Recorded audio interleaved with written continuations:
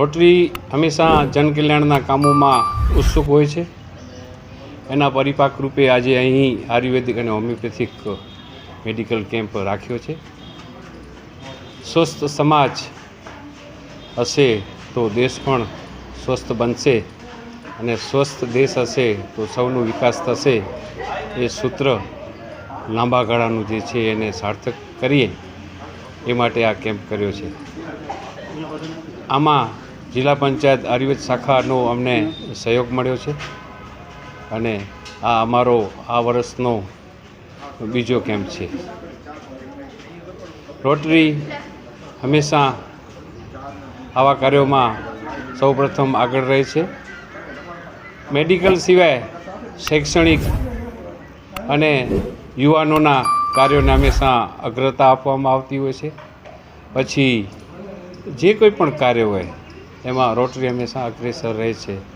રોટરીને આરોગ્ય શાખાનો જે સહયોગ મળ્યો છે એ બદલ એમનો આભાર માનીએ છીએ અને આ સ્કૂલ પરિવાર પણ જે અમને સહયોગ આપ્યો છે એનો પણ અમે ઋણ સ્વીકાર કરીએ છીએ. આજના પ્રસંગે જિલ્લા પ્રાથમિક શિક્ષણાધિકારી શ્રી પૃથ્વીરાજસિંહ ઝાલા, તાલુકા પ્રાથમિક શિક્ષણાધિકારી શ્રી નિલેશભાઈ ગોરની સેવાઓ પણ ધ્યાને લેવામાં આવે છે. રાજકીય પ્રતિનિધિઓ પણ હંમેશા રોટરીની સાથે જ રહ્યા છે. એમાં સર્વશ્રી વિનોદભાઈ ચાવડા, લોકપ્રિય સાંસદ, કેશુભાઈ પટેલ, ધારાસભ્યશ્રી અને ભુજના પ્રથમ નાગરિક એવા રશ્મિબેન સોલંકીએ પણ હાજરી આપી અમને પ્રોત્સાહિત કર્યા છે. એ બદલ અમે એમનું પણ ઋણ સ્વીકાર કરીએ છીએ અને એવું સૌ અમને અવારનવાર પણ સહયોગી થતા હોય છે એની અમે નોંધ લઈએ છીએ. સવાલ પૂછ સાહેબ, આજે કેમ્પ રાખવામાં આવ્યો છે, કોના દ્વારા રાખવામાં આપનો પરિચય? હા, મારું નામ ડૉક્ટર પવન મકરાણી છે. હું ઇન્ચાર્જ જિલ્લા આયુર્વેદ અધિકારી છું.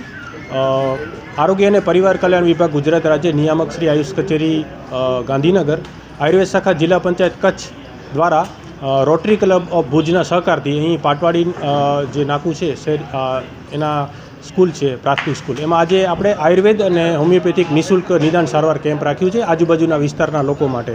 આ કેમ્પ બપોર સુધી ચાલુ રહેશે, 2 વાગ્યા સુધી. અને હોમિયોપેથિક અને આયુર્વેદિક દવાઓ, એના સિવાય દિનચર્યા, ઋતુચર્યાનું માર્ગદર્શન છે એ તદ્દન નિઃશુલ્ક ધોરણે આપવામાં છે.